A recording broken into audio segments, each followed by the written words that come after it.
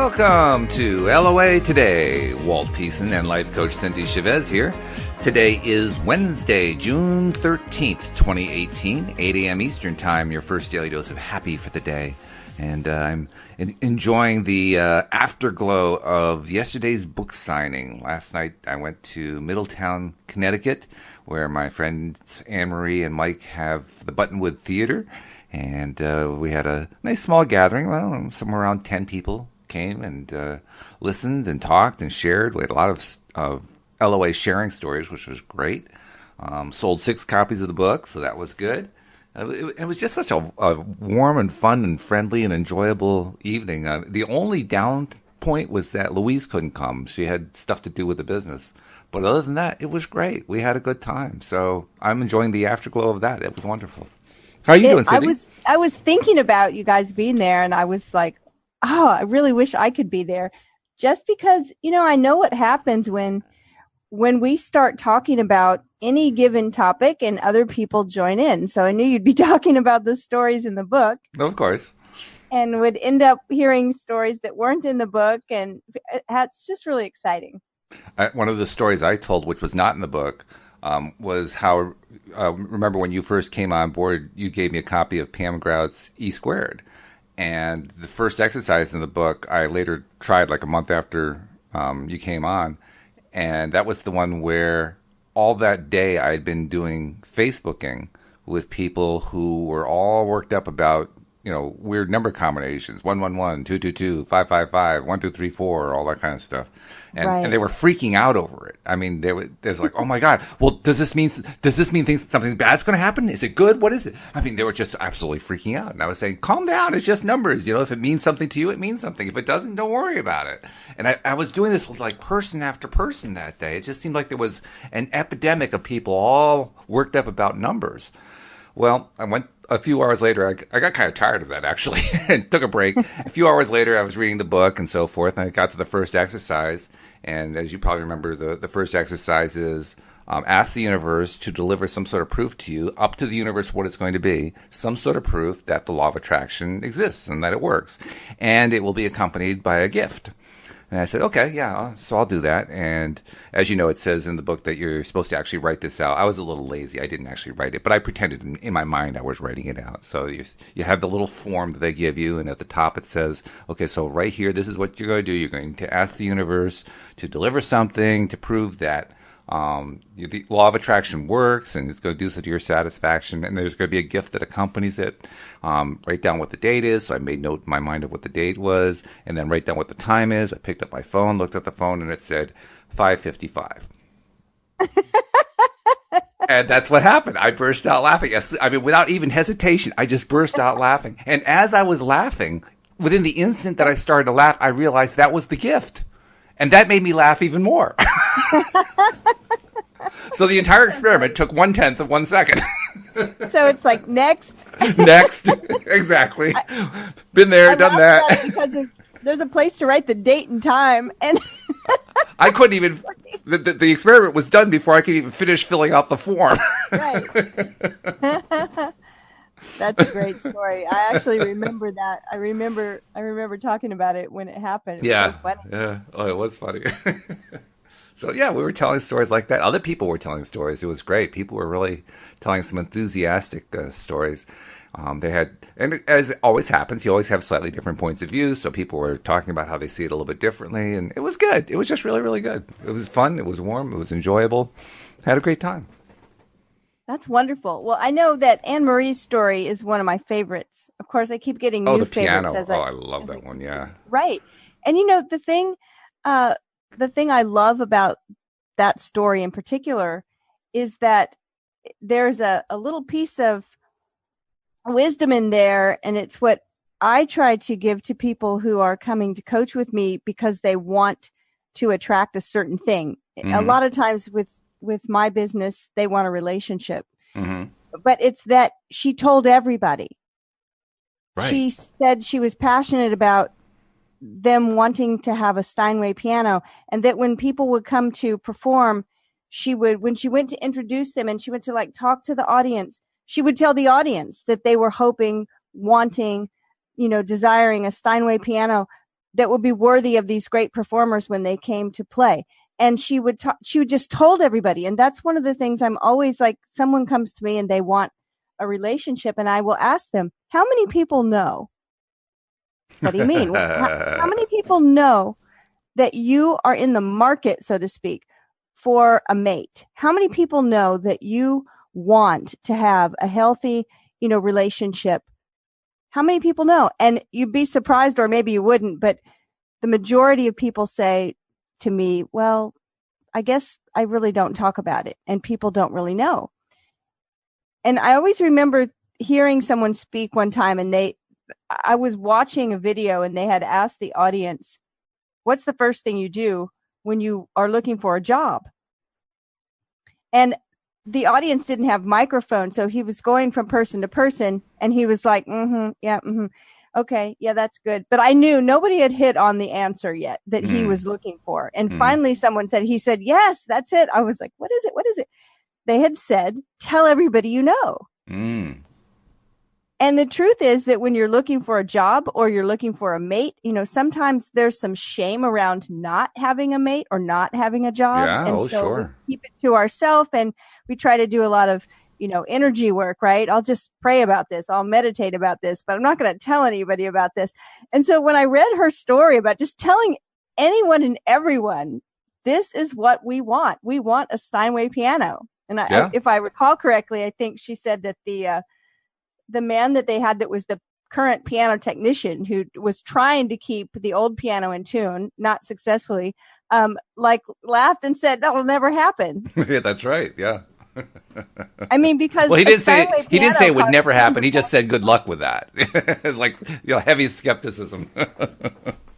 And so, it was it's a great story. Oh, it is a great story. And where we met, all the chairs of the people there were kind of in a circle sitting right next to the piano. The piano was right there.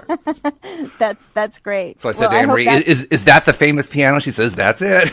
Well, I hope that story got told and talked about. Actually, I don't think we brought that one up. No, we probably should have, but no, we didn't bring that one up during the group session. But that's okay. That gives them something else to read because, there's lots of good stories to read that we didn't talk about. That's great. That's wonderful. Well, I'm happy that you told my story. So. Oh yeah, your story was great. That went over real well. An actual owl flying up, flapping its wings against the window as it goes up in a city that never sees an owl. Like, whoa, that's great. That's really good. Pretty wonderful. I don't think I'm going to see any owls today, but miracles happen. But it is forecast to be pouring rain all day, so. Probably the owls will be staying wherever they stay when it's pouring rain and not flapping over to my office window. I wouldn't blame them for that, actually. That would actually make sense. And I know you, how has your weather been? Oh, it's been gorgeous. I mean, good. Ideal gardening weather. I mean, just really nice. Highs in the mid 70s. Just really my favorite kind of weather. I'm loving this. Highs in the mid 70s. Who can complain about that? Absolutely. It's one the only well, actually I do have one complaint. I wasn't able to get outside much. I had to stay inside most of the time. That was the only bad thing. Well, I hope you have windows. That's one thing. I have windows in my office, and I don't see how anyone can work in an office where they don't get to look outside because I really, really take advantage of just being able to sit here and look out at the blue skies most of the time. Probably not today, but well, anyway. Where I sit to do the podcast, I sit in front of a window. My desk is up against the window, so I can look right outside and see what's going on. So I do get to see it, even if I'm not out there. I still at least get to see it. I think that's a really nice thing. I don't know. I think it's wonderful to be able to look outside. It helps me with my vibration being higher. Oh yeah, very much so. Yeah. Yeah. So by the way, something else that happened last night too. We ended up also exploring the nether reaches of the law of attraction. The unsavory areas, the fact that you attract stuff you don't want to attract into your life, and so forth. And we got into it fairly quickly. I was surprised how quickly that happened, and it went very well. But people were raising challenging points and saying, well, this, that, and the other thing, and I even pointed out that there were a number of people who just don't even accept the idea. They believe in the law of attraction, but they just don't even accept the idea that the really bad things that happen to people were attracted into their lives. And that created, even more conversation. So, I mean, we were talking about a tough topic yesterday, babies with diseases. It continues today, of course, we're continuing the same theme because the next one is, why have some been born with illnesses? Basically the same question. And yet, the lesson I got from talking about it with them last night was there are a couple ways you can approach the topic. You can approach it in a way that is uncomfortable and scary and frustrating and fear-based, or you can approach it in a way that feels positive and says, you know what, there's a good side to all this stuff. And that's what we did. It was a very positive discussion on difficult things. And as a result, we didn't hang out on it for a long time. I think that portion of the conversation lasted maybe 5-10 minutes maximum. Wow. Yeah. That's that's not always what happens, right? No, not at all. Yeah.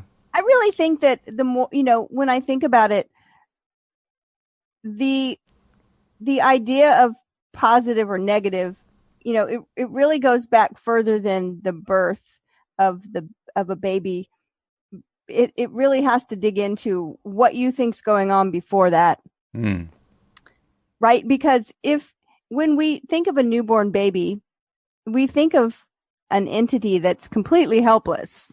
Mm-hmm. And human babies are just more helpless than any other baby, right? I mean, every other animal gets born and it pretty soon just goes off and takes care of itself. Human babies really are helpless. And so if we think of a baby as unable to do anything for herself, that's a lot different than recognizing the possibility that that entity, that person, that soul, whatever, was a thing before it came into this newborn body and maybe had some choices around it and was thinking and conscious and intelligent. That's different. Mm. It is very different. So that, that area of our beliefs, I think, impacts how we feel about these things to a great extent. Because if I can say, my mother lost 5 babies before she had me. Wow. And they were not early losses. They were like, she would be 5, 6, 7 months pregnant and have labor all day. And then the baby would not be born alive. Wow. And so that was back in the day where dads didn't go in with their wives. And my father told me that he was in the waiting room and he heard a baby cry. And he said, my first thought was that, oh, there's a woman in there having a live baby and your mother's in there having another dead one. Mm. But it was me. Ah. And I weighed 3 pounds. Wow. And my mom was 6 months pregnant. And I had to live in an incubator for months. My mom said that the first time she ever put a diaper on me, she was so proud to get the diaper on me. And then she picked me up and I just came right out of it. You were pretty small. Yeah, I was 11 inches long. And so, I had a tough beginning where they weren't sure I was going to make it. Mm. And, the idea of, we talked about yesterday, of like elite athletes and how they may want to be challenged. I really, it's an interesting thing to think about. When we come into this world, do we decide, well, I kind of like a challenge? Mm-hmm. I don't know. Did I make that decision? Like, really? 5 of them haven't made it. I'll go. Yeah, right. I don't know. Well, I'm not trying to be flip. I mean, but I can talk about it because it was valid. me. I mean, the classic Right? example is Roger Bannister, the guy who was the first to break the 4-minute mile running. Right. Up until that point, that was considered physically impossible. Impossible. And then he did it, and then within a very short time after he did it, a bunch of other people did it. Right. Right. It's like, I love that story about how after it was done, suddenly people started doing it all over the place. It was like, right. wow, if that doesn't show us the power of the mind. Absolutely. Yeah. So I think that that's really important. And, it may be difficult for some people that have a different worldview, a different philosophy or idea of exactly what happened, what's going on with us before we're born. For me, that's not difficult. I can imagine that. And, I even thought about it, and this may be, I'm just throwing it out there as an idea, but, thinking about it yesterday, I was thinking about this whole idea of people wanting a challenge, people choosing to come into some kind of incarnation that's very challenging. And the idea that we do this over and over, the possibility of reincarnation, the idea that we live many lives, so to speak. And I thought, well, what about the people that choose to end their own life? Is that like they chose something really challenging for them and then they just tapped out? It's like, okay, I'm too challenging. Like it happens to us in the course of our normal life where we'll pick something and it's a little bit too hard. So we go, okay, I'm done with that. I'm going to try something easier this time. Right. Mm-hmm. So I thought, we just don't know. Is it sad? Of course it's sad. Life is full of things that are challenging and sad and tragic. Those things just happen. But it's just interesting to kind of throw those thoughts around to me about what if these were conscious choices that we've made? Well, that's just it. We don't know what was going on in the mind of the person who was being born or the person who was dying. We don't really know. I mean, they know. They're really the only ones who know. Yeah. But we don't. It's not like there's a written record being kept, of their entire thought process. It just doesn't work that way. So I think your point is valid. I think it's a really good point. We don't know what is actually happening before that. What we do know is that the law of attraction is a law. And that's the way I look at it. I mean, I can't even begin to sort out what my thought process was before I came into this world. In fact, when I tried to, you know what my conclusion is? What the hell was I thinking? Well, you said earlier about your discussion with the people that, we don't know for sure. So let's choose, or you've chosen to choose a perspective that feels better. Mm. And that's, to me, that's what I like to do as well. It's like, can I prove any of this? I don't mean law of attraction because it keeps proving itself to us, but can I prove that I made some kind of choice before my incarnation? Well, at this point, no, I can't, but it feels better to understand it that way. Mm-hmm. It does. And since no one else can prove it either, I get to choose my beliefs around that, right? I'm going to choose the good ones. And the reason I look at it in terms of it's just a law is the same thing with the law of gravity or any other law of nature, Newton's 3 laws of motion, whatever you're talking about. If somebody is on top of a tall building and gets pushed off by an evil murderer and falls to the ground, smacks into the ground to their death, I'm not going to blame the law of gravity for that. Right. So why on earth would I blame the law of attraction for attracting something into somebody's life? I mean, it just doesn't make sense to me to do that. Now, emotionally, I understand why people do that because we want to blame somebody. We don't like what happened, so we want to blame somebody. So I understand why they do that. But from my perspective, that doesn't make sense. It doesn't make sense to blame just a law of nature. It's like saying, well, okay, I know that the laws of motion say that a body in motion tends to stay in motion and a body at rest tends to stay at rest. So therefore, if there's a body in motion and that body is a car and it hits me and kills me, the body in motion is what killed me. No, I got run over by a car. Come on, give me a break. Yeah, it doesn't make sense. And then there's also the idea that blame is such a low vibration that we just want to rise above that anyway. Yeah, exactly. Because it doesn't, doesn't cause our vibration to be in alignment with most things that we want to be in alignment of blame. We really have to drop the blame game. We do. To come to a place where our conscious creation has any power at all. Because when we're blaming, we're in the victim level of energy. and really nothing. The only thing we create when we're there is more reasons to feel like a victim. Exactly true. Yeah. And that's actually the most disturbing part from my perspective, because I see people who keep setting themselves up to be victims. I mean, there are a lot of things that you can, feel empathetic about, even negatively empathetic about. And I've been trying to learn how not to do that. But the one that still affects me the most is when I see somebody who continues to make themselves a victim. And I'm still learning to pull away and say, you know what? That's their choice. That's their choice. That one's a hard one for me. Yeah. Yeah. Yeah. Just to be able to say, okay, well, it doesn't feel good to us because we think it feels so much better to be at a different level of energy and alignment.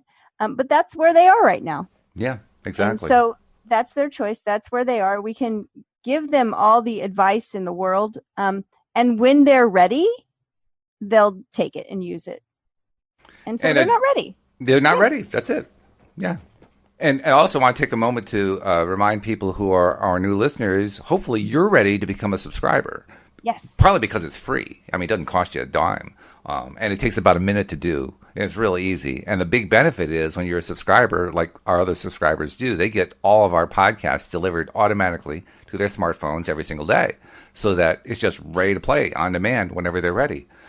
And you can do it too. The instructions are on the homepage at loatoday.net. Right on the homepage, right below the main player for listening to the live broadcast. If you want to listen to the live broadcast, that's where you do it. And instructions are there how to do that. There are about 50 million social media buttons, so you can tell everybody else that you did it, so that they can know about it. And it's great. We love it because we know that the average listener listens to 30 to 45 episodes a month. So we know that people keep coming back and listening over and over again because they like it. They like their daily dose of happy. So get yours too. Do your subscribing and join us today. Join the club. Wonderful. And the thing that we really want to point out about this club, like Walt called it, is being a subscriber, is that we like to envision success for our listeners. Yes. And so, come on, be part of that. I love it. I love imagining that we're going to be hearing more and more stories about using the law of attraction consciously to create success. And so in order for us to hear those stories, those successes have to happen. This is true. You It's can't win-win. tell stories without the actual event, can you? So we have been, for the past, I'm not sure, like this year mostly, working our way through the #1 New York Times bestseller, Money and the Law of Attraction, Learning to Attract Wealth, Health, and Happiness by Esther and Jerry Hicks, The Teachings of Abraham. And so right now we're in a section of the book where we're dealing with physical well-being. And there have been some difficult concepts and difficult questions raised in this section. Very much along the line of what we've been talking about the last 5 minutes, actually. Right. And today it's, why have some been born with illnesses? Right. And when I read that and I saw, okay, this is what we're talking about today, it's probably the first time that I've ever looked back to my own birth and realized that I had a difficult entry into the world. I mean, I've had that realization before, but Sure. Of course, but I've never thought of it in this context of that. We're talking about people who were not born healthy, and although I turned out to be healthy, they were quite worried about it, and I wasn't exactly robust at 3 pounds and 11 inches. No, that's pretty small. And living in an incubator. So Yeah. I thought, oh, that's interesting. I wonder if I chose that consciously.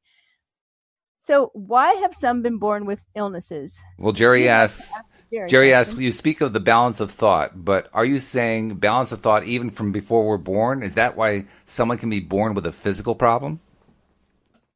And Abraham says it is. Just as the balance of your thought now is prior to your birth. Wait, I skipped a line, didn't I? I think Just you as did, the yeah. balance of your thought now is equaling what you are living, the balance of thought that you held prior to your birth is also what has equaled what you are living. But you must understand that there are those who have come forth deliberately wanting physical disability, and disability is in quotation marks, because they wanted the benefit that they knew would come from it. They were wanting to add some balance to their perspective. Before you came into this physical body, you understood that from wherever you stand, you can make a new decision about what you want. And so there was no concern about your starting place in your physical body, because you knew that if that condition inspired a desire for something different, the new desire was attainable. There are many people who have achieved tremendous success in many areas of life who were born into what would be considered conditions that are the extreme opposite of success. And those raw and ragged beginnings served them extremely well, because born out of that poverty or dysfunction was strong desire, which was the beginning of the asking that was necessary before success could begin to flow to them. All beings who come forth into a physical body have full understanding of the body they are coming into, and you may trust that if they come forth and remain, it was their intention from the non-physical to do so. And without exception, when where you are currently standing causes you to make another decision about what you now desire, you have the ability, if you focus your thought, to accomplish the essence of that creation. Most who are attracting less than wellness are doing so by default. They may very well desire wellness, while the majority of their thoughts are upon subjects that do not support wellness. And this is in italics. It is not a good idea to stand in your perspective and try to evaluate the appropriateness of what anyone else is living, because you will never be able to figure it out. But you always know where you stand relative to what you are wanting. And if you will pay attention to what you're thinking and let your thoughts be guided by the feeling that comes forth within you, you will find yourself guiding your thoughts more of the time in the direction of that which will ultimately please you. Yeah, that's very good. In fact, as you were reading that, I was reflecting back to what you talked about with your own birth and how it had been kind of tenuous, whether you were even going to survive and so forth, and living in an incubator.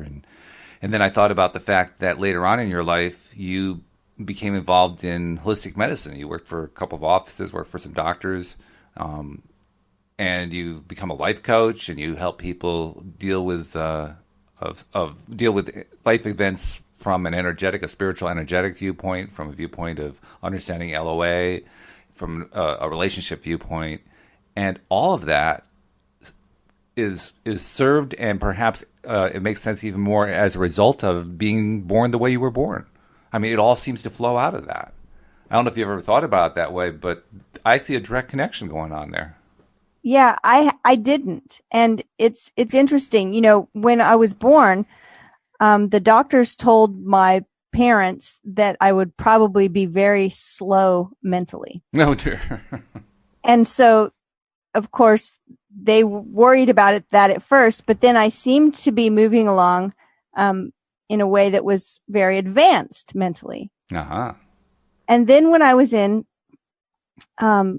kindergarten, I started, or I guess it was kindergarten or first grade, I started writing all of my letters backwards. Really? I was writing them all correctly, and then one day I started writing them all backwards. And the one or more of the teachers and the doctor said, "Oh no, like, okay, she's hit her peak. She's regressing now. Like, she'll probably never learn another thing." And the school psychologist said, "Are you kidding? Like, this is a brilliant child that needs to be challenged. So she's not getting challenged. So she's challenging herself and creating a new alphabet. Good like, for give her. her Yeah, something to do." Yeah, very good. And so that continued to happen. And in second grade, they said, "Okay, we need to do something different here with her." And they put me into the fourth grade. So I was fine after that. Really? That's interesting. So I graduated from high school at 16. And so, you know, having lived that story is one of the things, and I've really never put this together until right now, but I often don't believe stories that I hear, and I mean that in a good way, right? Limiting beliefs and people tend to argue for their limitations at times. And I'm very, very good at just not believing that. I'm very good at understanding that just because somebody gives an opinion about something, it doesn't make it etched in stone. And so I have a gift for being able to hold the vision for somebody for success, even when they're not really seeing it themselves. Very cool. And I think you're right. I think that my early experiences probably helped form those opinions and abilities and beliefs. And I have to say, I'm a little jealous. I didn't realize all I had to do was write my letters backwards. I could have gotten done with school 2 years early. Who knew? Who knew? Who knew? So fun. Oh, but yeah, I mean, as you're reading that whole section there, that's what I kept thinking about. I kept thinking about how your early experience. I mean, I think you haven't actually said it, but you've kind of hinted that you didn't really have any clear memory of why you chose to come into the world that way. But nevertheless, what's come out of it is really clear. I mean, it has definitely served you in some really magnificent ways. Something that initially was feared to be a terrible and potentially devastating thing turned into something amazing. It is, all of our stories, are so amazing. And I think it's really incredible to even entertain the idea that we chose to come into the world the way we came into the world. It's so much more empowering, especially if we have some kind of disability or a hardship from the beginning. So much more empowering to decide, no, I chose to come in this way. As soon as we decide that it was our own choice, we leave the victimhood behind. I made the joke earlier that when I asked myself, why did I come to this world? What was I thinking? Yeah, what was I thinking? What was I thinking when I made that decision? I make that statement tongue in cheek. I mean, I intend that as a joke because there is a part of me that says, "What was I thinking?" I mean, this is a crazy world. But there's another part of me that really wonders, what was I thinking? What was going on in my mind? What was I anticipating was going to happen? Because the way things have played out in my life, I'm not sure I can put the pattern together. I think I would need to have an outside person like I just did with you to show me where the pattern was, because I often don't see it. And yet, if I did have input into this, if I did have some planning, if I was really attracting this life, I want to know why. I'm curious. Well, I think that it's important to be curious. And I also think that sometimes the why isn't important. But I'm one of those people as well. I always want to know why. Yeah, I always want to dig for the reason. And sometimes we don't have to do that to be able to manifest something, right? It's like some people talk about the difference between coaching and therapy, like going back and focusing on things in the past. It's not always necessary, but I always think it's really interesting to find those connections, like the connection I found this morning. I've never thought about that before. And I was like, oh, wow. That's okay. I think a lot of it has to do with the attitude we bring to it. If we're asking the question, why did I bring myself into this world? Why did I come in this way? And we do it from a position of, oh, woe is me. I don't like where I am right now. I mean, I can't believe I did this to myself. What a terrible thing I set myself up for. Yeah, I'd probably argue against doing that. That's not a good idea. On the other hand, if the reason I want to ask is because I'm curious, I want to understand how this whole process works. This is exciting. This is interesting. Well, that's a good place. That's a high vibration place. So from that perspective, that works, And, you were talking about blame earlier, and we were talking about how blame, it's really not empowering at all. And in that same level of energy of blame is also self-blame. So like that story you were just saying, the potential story of, oh, why did I do this to myself? That's self-blame. And it's the same, it's in alignment with blame and conflict and victimhood. And it's just not a fun place to be. And it's certainly not something that we should consciously choose if we can choose to be aligned with something higher where we can create something better. Once again, it's all about how do you feel? Does doing this feel good? Well, then do it. If it doesn't feel good, don't do that. Doctor, doctor, it hurts when I raise my hand. Well, don't raise your hand. Doctor, doctor, the pain went away. Well, then raise your hand. I mean, it's just that straightforward. So we started out with the question about why have some been born with illness? And we talked about my entry into the world where I had a tenuous beginning, but I was healthy and I am healthy.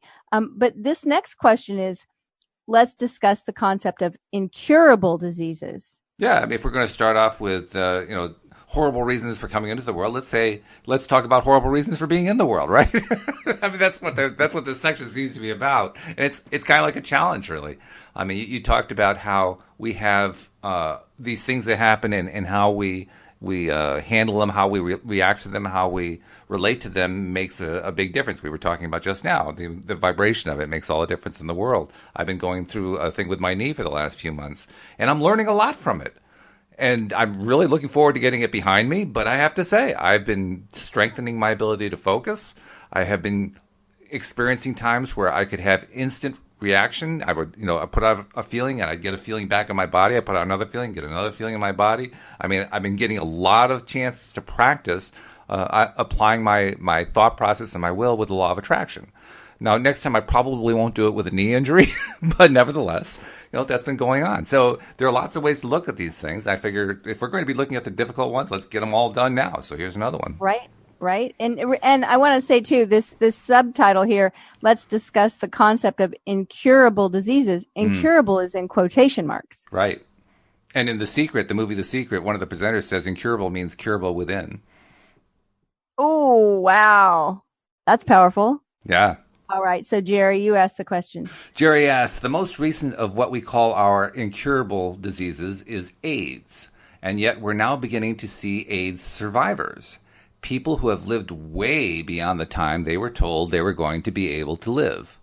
What would you suggest to someone who is already afflicted with AIDS and now wants help?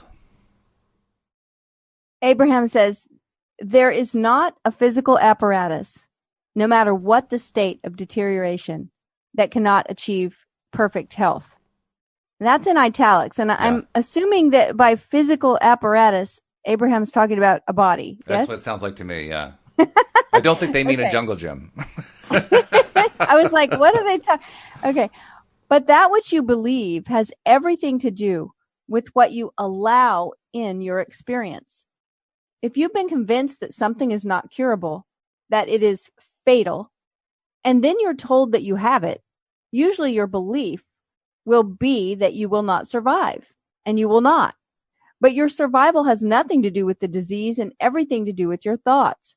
And so if you say to yourself, that may be true for others, but it's not so for me, for I am the creator of my experience and I choose recovery, not death at this time, you can recover. These words are easily said by us and not so easily heard by those who do not believe in their power to create. But your experience always reflects the balance of your thoughts. Your experience is a clear indication of the thoughts that you think. When you change the thoughts you're thinking, your experience or indicator must change also. It is law. As you were reading that, one of the things that occurred to me really quickly was that there are a lot of people, famous people, who have gotten cancer or some other incurable disease, so-called. And they talk about how they're going to fight the disease. And they do. They fight it. They fight it right to the end. And they fight valiantly. They fight, the good fight, as it's called. Interestingly enough, I don't remember hearing any stories where they say they fought the disease and won. What I do remember is hearing stories from people who say that they survived the disease. But you don't hear those people talking about fighting the disease. You ever notice that? Well, the whole system of words that people use to describe the same actions, I think, is so important. Structure of language, because our words are our thoughts made manifest. I mean, if you think something long enough, it starts to show up in your language. Right. Right. And so when people talk about being a survivor, or a warrior or fighting, I mean, I totally understand it, because getting a diagnosis of a terrible, usually fatal disease has to feel like an attack. Yeah, sure. And so our first, response or reaction is to fight back. I'm going to fight this. And so I do understand that. I actually think that idea of I'm going to fight this could be useful in the beginning. Sure, But it's an important first step. What I also see is that if we have declared ourselves a warrior, then we're going to be at war continually. Right. And I think there's a better way to deal with it that might not be so painful, because war is painful. Yeah. And then the other part of, I've told this story probably before, but I talked to someone one time who was actually going to hire me, and we had to set up a phone call to start working together. And I didn't know this person, and she had found me, I'm not sure how, probably online, and had maybe read some of my things I had written or something. But she came to our first call, and she was devastated that morning before our call, she had out of the blue lost her job, gotten laid off. Her company laid off a bunch of people. And so she was calling really to tell me that she couldn't hire me. And she was very upset. And as she talked to me, she told me that she was going to be fine. She said, because I know I'm going to be fine because I'm a survivor. Mm. And then she started telling me the story of her past. And she had indeed survived a long list of tragedies that I hope no one has to survive that many things. It was so many things. It was like, a death of a child, and cancer, and a divorce, and kidnapping, it just went on and on. It was this list of like, are you kidding me? Like, yeah, right. who? And all of a sudden it hit me. And I told her this, that her identity as a survivor was so important to her. Because in the first 10 minutes of our call, she probably said to me, I am a survivor, like a dozen or more times. Mm. And I said, you have survived an incredible number of really, really difficult situations. And that's amazing. And I'm glad that you're still here. Yeah. And I'm glad you've survived these things. But as long as you hold on to your identity as being a survivor, as long as you are so attached to that story and that identity, it's almost like the universe can't give you anything but more things to survive. Right. And she wrote me an email sometime after that, thanking me for pointing that out, and saying that she felt like she could have anything she wanted now, that she understood how she was creating what she was getting. So I always have a bit of a pang when I hear someone say they're a survivor in a way that they're very much attached to that identity, because identity is everything. Mm. Yeah. I believe that our identity creates our experience. And so we get to choose it. Mm-hmm. We might not feel like we've chosen like certain things that have happened in our lives. Everybody feels at some time that something, and I'm making air quotes over here, right, just happened to me. This terrible thing happened to me. Like, I certainly don't feel like I chose my birth to be born at 3 pounds instead of like the sister born after me was full term, 8 pounds, 10 ounces, healthy, right? Why would I choose to barely make it? I don't know why. It's easy to say this thing happened to me, but we do get to choose our response to it. And do we want to survive those things? Well, of course. And then we want to be able to say, I've been through this, but I'm healthy now. Right. Because at some point you have to move past survive. I'm the survivor of an immature birth, but I'm healthy now. Right.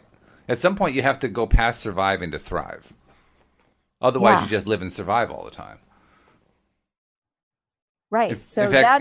There's 2 stories that come to my mind. 2 famous people here in the United States. In 1988, the first woman ever to run for either president or vice president was Geraldine Ferraro.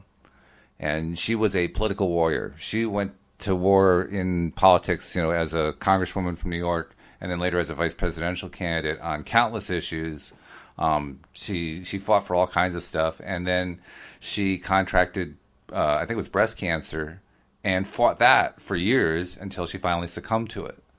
And she spoke over and over again of how she was going to fight and she was going to win. She was going to fight and she was going to win. She kept right on fighting, but ultimately she lost to it.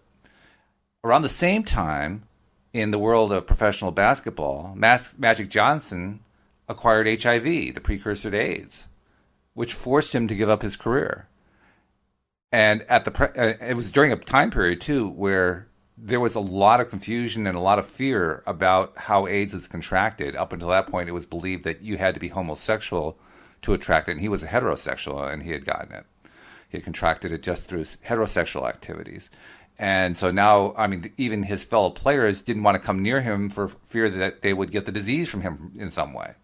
Right, I remember this. So here he is, he's giving his press conference announcing his early retirement from basketball, which he really didn't want to do. But he knew he had to. The doctors had basically told him that's your only chance. And he was announcing in this press conference that he wasn't going anywhere. He had every plan to stay around. He was going to get all the best treatment. He was going to get all the best medicine. And he was going to overcome and have a great long life. And all of the reporters, practically to a person, thought that they were listening to a man with wishful thinking who was going to wither up and die before their eyes over the next couple of years. Well, Magic Johnson's still alive. He's currently the owner of the Los Angeles Dodgers, or one of the owners, anyway, one of the principal owners of the Dodgers. And he's thriving. He's still going strong. Yeah. Well, what do those two stories tell me? You could be a fighter and fight until you go down in defeat at some point, because eventually you keep fighting wars, you eventually get defeated at some point. Or you can just say, I'm going to survive and live. And you can be a liver. Oh, I said that wrong. A person who lives. You don't want to be a liver. I don't think I'll be a pancreas today. But True. No, it's all perspective. It's so important. So yes, I think that words are important. Identity is of ultimate importance. I think it's gigantically important. And the way we think about stuff, if there's anything that the law of attraction teaches us, the way we think about stuff brings everything into our lives. You can choose to be a victim about that if you want to. Personally, I don't think that's a great approach. I think it's much better to say, wow, what a cool tool. I want to learn how to do this right. I want to learn how to do it in the way that benefits me the most. Well, I love, the idea of people will tend to have lack of success with affirmations because they're creating an affirmation in a way that they're saying something that they know is not true. Yeah. For instance, having an illness and saying an affirmation that I am healthy. Well, when you're feeling nauseous, that's not a really easy affirmation to believe. No. Right? So one of the things that I love to do is to just add, I'm in the process of, and it works for everything. For somebody that's, I'm making air quotes, survivor, right? Somebody that's a survivor of, let's say, a horrible abusive relationship. They can understand that they've been in an abusive relationship, and they can recognize that they're now out of the abusive relationship. But instead of hanging on to, I'm a survivor of an abusive relationship, I'm a survivor of abuse, we can move towards, yes, I've had an experience of being in a horrible abusive relationship, but I'm in the process of healing now, and I'm getting myself ready to be able to take part in a healthy relationship. Yeah. That's the moving on part, right? It is, right? And it says in this last thing that we read, your experience is a clear indication of the thoughts that you think. So when we're experiencing whatever it is we're experiencing, if that's in relationship to our thoughts, if our thoughts are just a broken record of, I'm an abuse survivor, or I'm a cancer survivor, or I'm a whatever survivor, what are we going to start creating more of? So important to stretch out a little bit and realize that even if you don't feel all the way healed, even if it's day one and you just found out about something that's going on in your body, you can choose right now that you're in the process of healing. And we've talked about this before, that our body's propensity is to heal. It is. Like right now, your knees are in the process of healing. And often while I'm kneeling. They're in that process. Every day, every minute, your body is working towards healing itself. This is true. Yeah. And, I think it was Jerry in the book that said he noticed as a child that he got a scratch or a cut or something, and he noticed that it starts to heal itself right away. Yeah. Yeah. And so we're in the process of healing. That sounds so much more empowering to me than I'm sick. Something else occurred to me while you were talking there. We're reading the book Money and the Law of Attraction. We're in the section of the book that's about well-being, because well-being is directly connected to money, among other things. And it occurs to me, you told a story a couple months ago about how the two combined together in your experience, because you decided at one point you wanted to attract some money into your life. But you knew, like you were just saying, you knew you couldn't lie to yourself and say, I am rich. But you felt you could say, I feel rich. You felt like you could identify with, I understand how that would feel. So I could say that is a true statement. And so you did. You combined the two together. You combined well-being with attracting money, and with some very interesting and often amusing results. That's true. That's a good point. Yeah. So I did. I think, you were talking about the other day, one knee really hurting, so you focused on the one that wasn't hurting. Right. And what's interesting is that you could choose to feel either one by focus, right? Oh yeah. And with very quick results. Not to say the pain completely fades away into nothing every time, but for the seconds that you're focusing on the other knee that feels no pain, that's what you're feeling. It was really striking too how quick it was. I mean, we're talking seconds. Focus on the happy one and the really good feeling knee, and imagine the other one's like that. And while I was doing that, the pain in the other knee would almost go away. And then I would slip and allow myself to go check the other knee, and sure enough, it would flare back up again. And I'd focus on the good knee, and then the pain would start to recede and go away. And I'd go back to the knee that hurt, and it would flare back up again. It's like, whoa, this is crazy. Well, see, what I think is so interesting about that is it's the same way meditation works. People that say, I can't meditate, every time I try, my mind wanders, it goes off, and then I have to keep bringing it back and focusing on my breath or whatever they're focusing on. Well, that's it. You're doing it. That's meditation. Yeah. It's the practice of bringing yourself back. And then one day you realize, whoa, I was meditating and my mind didn't wander for like 10 minutes or 20 minutes. Then you're starting to master it. It's the same exact thing when we're dealing with focus. It's focus. My problem is when I get to that spot where my mind doesn't wander, I successfully stay in the meditation state, I fall asleep. That happens for a lot of people. And one of the things that I've heard before is that if you're falling asleep, then your body needs sleep more than it needs meditation. I guess so, yeah. And so just that's okay. Let it happen.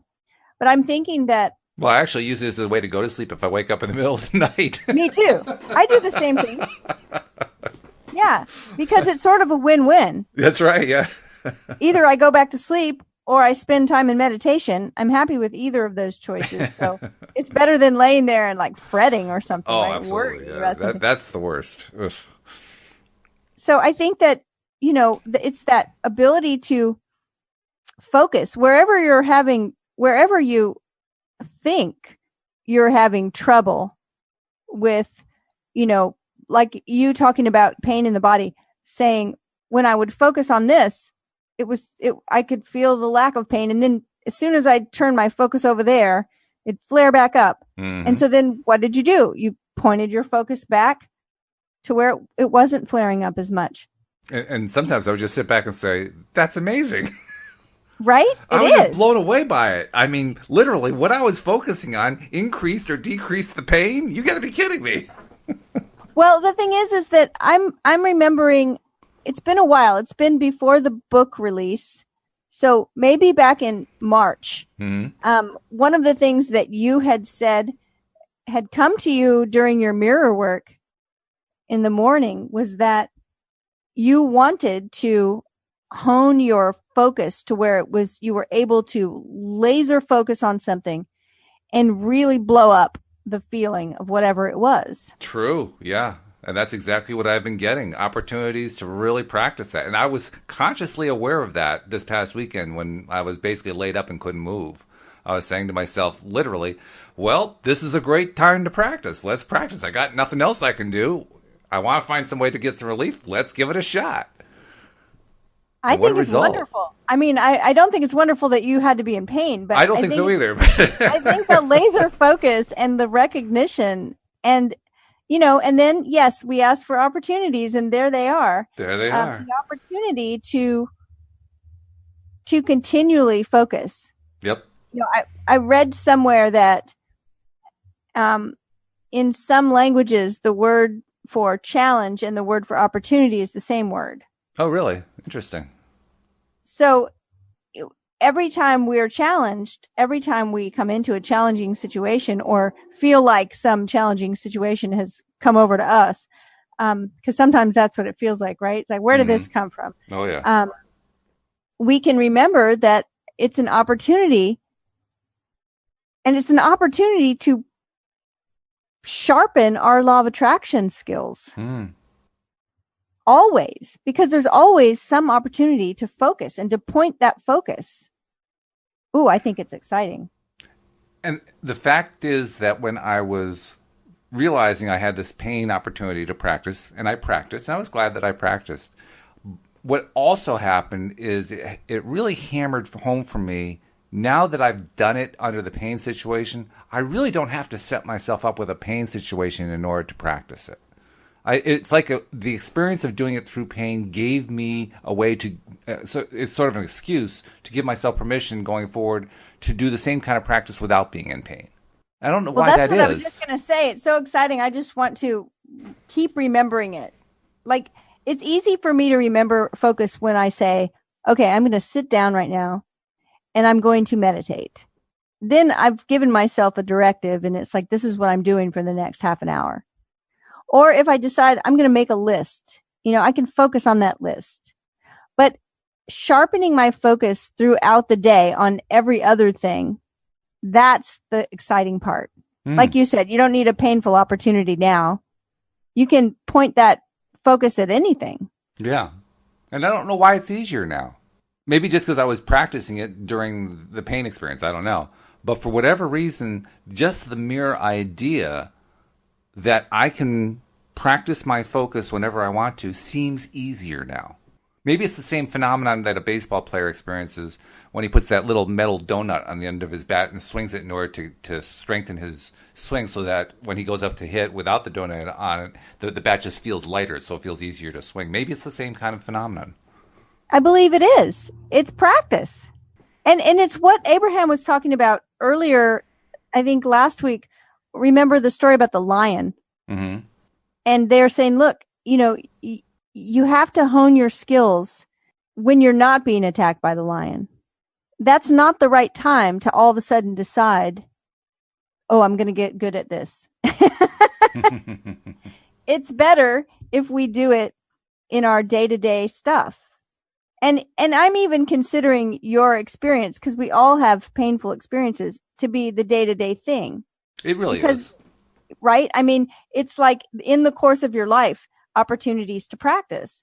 And then when something really big happens and we need to be able to focus like now, it will be easier because we've been swinging that bat with the weight on it.